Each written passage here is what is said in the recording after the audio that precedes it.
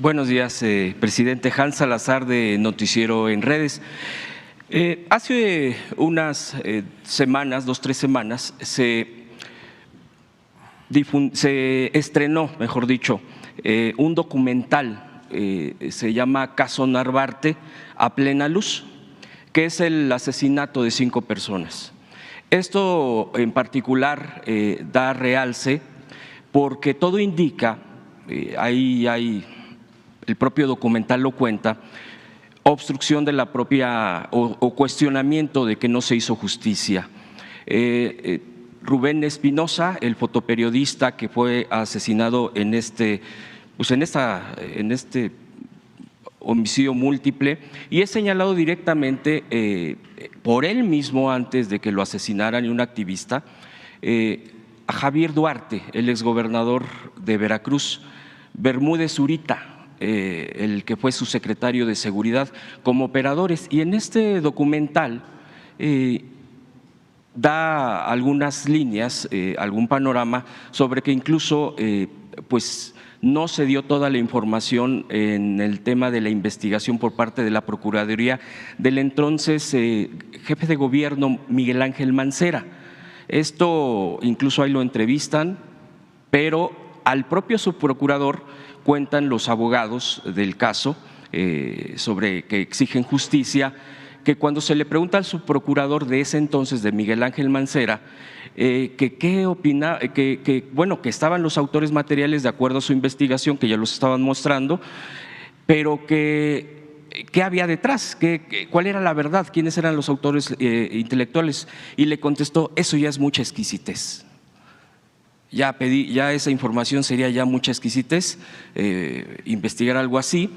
Y esto lo cuento, y esto viene a modo porque, pues en ese año en que sucedió esto y previo, pues se hizo persecución de periodistas de todo tipo, obviamente, que cuestionaran al régimen, a los gobiernos de ese momento. Y ahora nos encontramos, presidente, con el tema de una carta, y yo quisiera comentarle, y eso por eso lo ligo, quienes firman esta carta, me llama la atención, cuestionando el tema de las mañaneras, y que hacen una narrativa que desde las propias mañaneras se enrarece un clima, el clima contra periodistas concretamente, y que usted ya ha mencionado, pero me llama la atención que quienes firman y que los medios principales masivos que han difundido esta carta contra de usted, dice ahí en los encabezados 177 periodistas, 180 periodistas, alrededor de ese número, pero quienes firman, por ejemplo, es Javier Lozano Alarcón.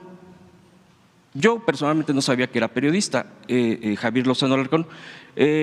Mencionan también a Luis Carlos Ugalde, que fue el consejero presidente del IFE del entonces,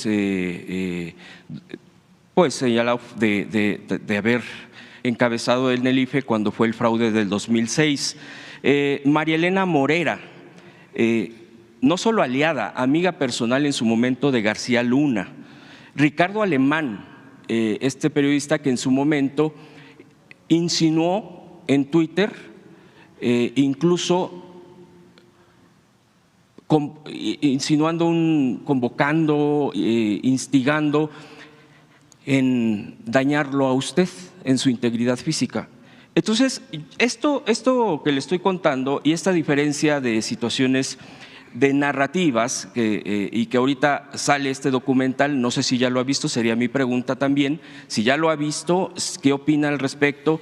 Y qué diferencias obviamente puede haber de esta carta con estos personajes, que a mí me da a que es una propia narrativa hacia un golpe blando contra usted. Usted ya ha padecido de estos golpes blandos cuando fue jefe de gobierno con el tema del desafuero.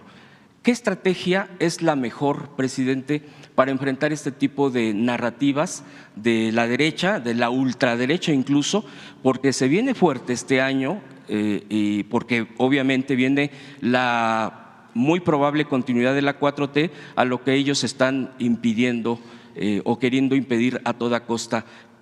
¿Qué estrategia? Porque no es fácil lo que se viene en 2023 y obviamente después 2024. Serían esas dos mis preguntas. Bueno, en cuanto al documental no lo he visto, pero si existe una denuncia, estoy seguro que la Fiscalía de la Ciudad de México le va a dar seguimiento, y lo he dicho aquí en otras ocasiones, le tengo confianza a la fiscal, a la procuradora Ernestina Godoy. Es una mujer íntegra, honesta, incapaz de encubrir o de ser cómplice de una injusticia. Entonces es cosa de recurrir a ella. Cerca de lo de los medios, sin enfadarnos, tenemos posturas distintas. Ellos formaron parte de un régimen que yo sostengo se dedicó a saquear a México. El distintivo de lo que llamaron neoliberalismo, que yo llamo neoporfirismo, fue el saqueo, el transferir los bienes públicos a particulares, los bienes del pueblo, de la nación, a un grupo que le llamaron en su momento grupo compacto. Es una nueva oligarquía que se creó con Salinas de Gortari. Entonces, a partir de entonces, para poder saquear a sus anchas, pues se creó una red de componendas y complicidades, donde no solo eran los traficantes de influencia los beneficiados, sino eran dueños de medios de comunicación, periodistas, no todos desde luego, ni todos los medios de comunicación, pero pues es de dominio público qué medios de comunicación, qué periodistas guardaron silencio cuando estaban saqueando a México, como nunca en la historia. Nunca hablaron de corrupción. Además, cubrieron delitos que se cometían, como lo que significó la guerra contra el narcotráfico.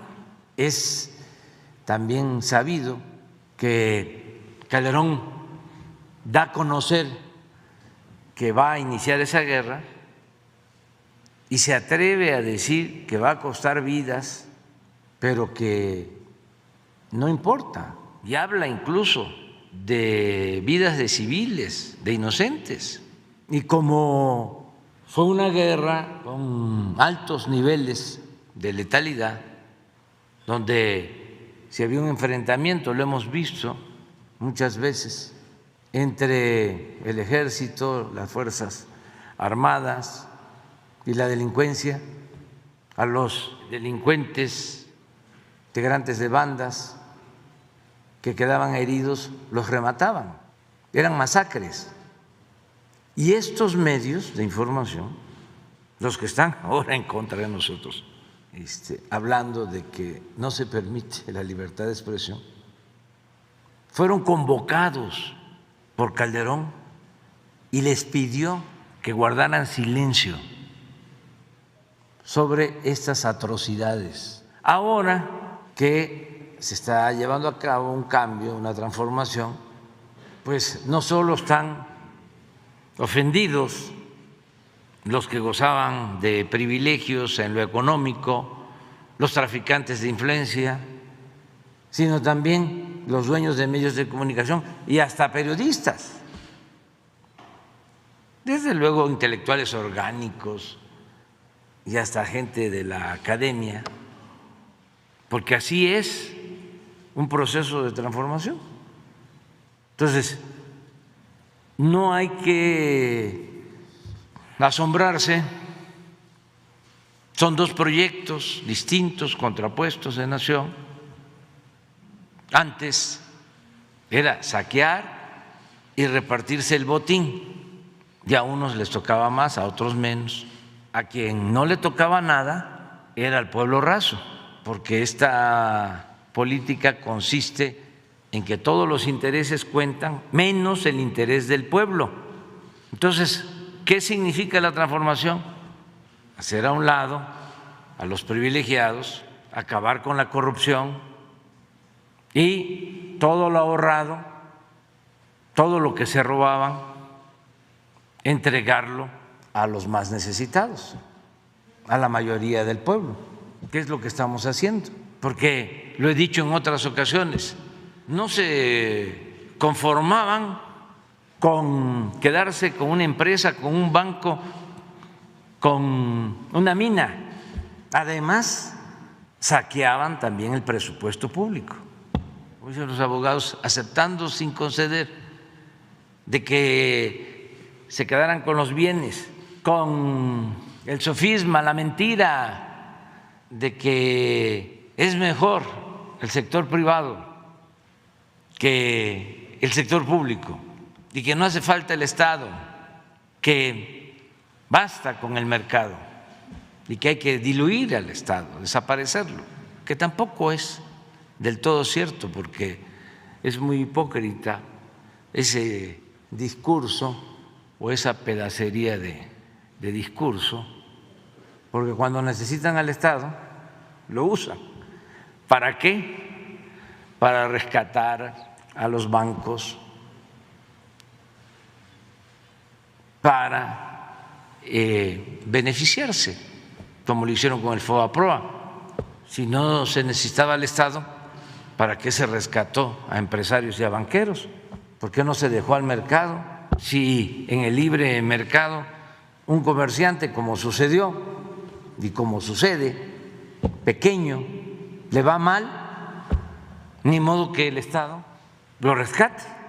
Pero aquí sí lo consideraron válido rescatar a los de arriba y convertir las deudas privadas de unos cuantos en deuda pública, con el famoso FOBAPROA, que todavía está ahí como una deuda onerosa. Entonces, son dos proyectos distintos, contrapuestos de nación. Y pues baste. El otro día estaba yo viendo, yo creo que te mandé una foto de cuando Calderón llama, o fue Peña, creo que Calderón, porque fue cuando estaba la guerra. A ver, busquen, es una foto en donde convoca a todos los medios de información para guardar silencio. Sí, creo que fue en el 11, que fue el año de más enfrentamientos y del mayor índice de letalidad, 2011. Van a ver ahorita la foto. Presidente. Son exactamente los que ahora están en contra de nosotros. Es normal y no hay ningún problema.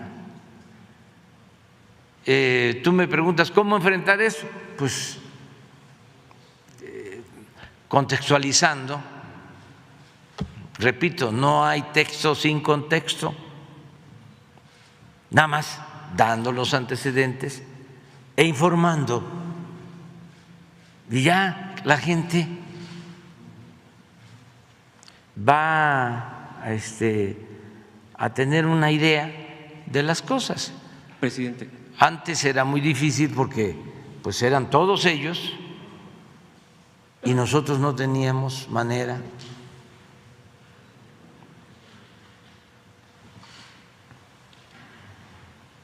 Así es, Calderón. Celebran, Calderón, el acuerdo para la cobertura informativa de la violencia. Pero no puedes abrir la foto, ¿sí? Y mira, aunque no les guste, tú que los conoces más, ve diciendo quiénes son los que están ahí. O sea, porque ¿quiénes estaban? ¿Quiénes asistieron? Es un pacto de silencio.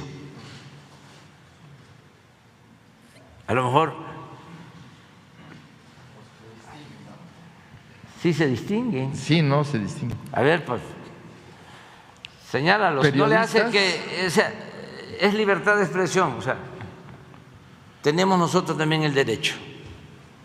Bueno, está Pedro Ferriz de Con. Aquí está Pedro Ferriz de Con. Joaquín López Dóriga. Denis Merker. Carlos Pusch. Ciro Gómez Leiva. Mari Carmen Cortés de Alebrijes. Roberto Roque está aquí. Pepe Cárdenas, que está aquí. Javier Alatorre. De la silla rota. Rock.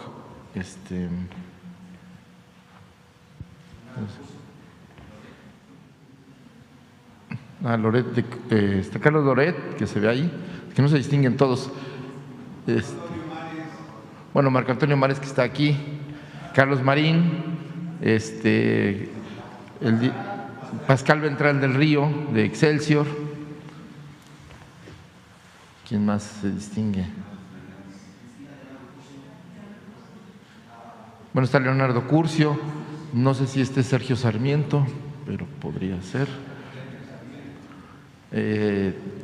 Azcarra Gallán y Ricardo Salinas Pliego. ¿Quién más? No sé si es José Narro, que se parece. José Narro, el exsecretario de Salud.